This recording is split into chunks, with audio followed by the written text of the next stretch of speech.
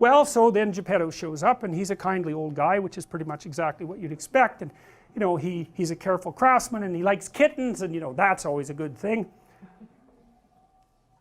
And he has some fish, and you know, he's good at making things, and he's got a sense of humor, and he's kind of playful, and so he's the good father, fundamentally. He's the wise king, he's the positive archetype of the masculine. And that's what he is, and so he's culture in its positive manifestation, and he gives rise to this creation, which is his puppet, which is what culture does, because you're a puppet of your culture, you're a marionette of your culture. And so maybe you could be more than that. And that's the other thing that's strange about this movie, and it's strange about the mythological way of looking at the world, because scientifically, deterministically, there's nature and there's culture. And you are the deterministic product of the interaction between nature and culture. There's nothing else to you than that. That's that. But the mythological world doesn't say that. It says something different. It says that there's nature and culture, and then there's you. And the you that's in there has choices and a destiny, and that you actually affect the interplay of nature and culture in determining your own character. And it insists upon that. The oldest stories we have, there's always the hero and the archetypal mother and the archetypal father. There's always those three things. There's never just two. So from the narrative perspective, there's always the implication that there's something autonomous about the hero of the story. And you know, you can't account for that. We don't have a good way of accounting for that from a scientific perspective.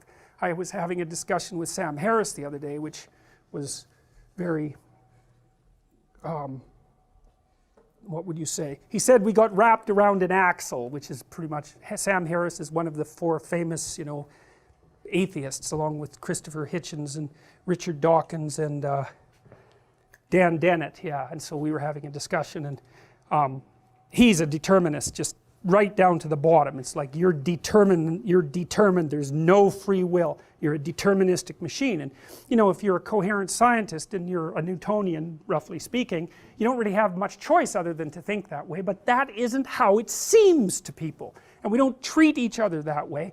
And our entire legal system is predicated on the idea that you do in fact have free will. So, well, can we account for it?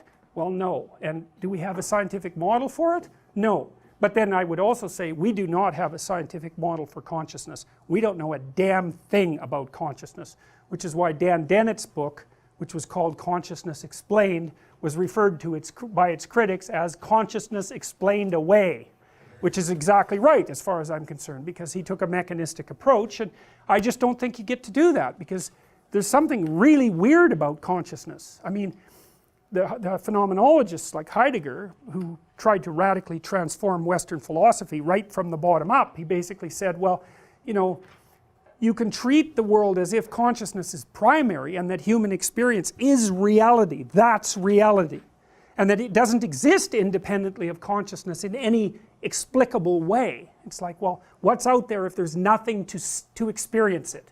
Well, everything at once. It's something like that.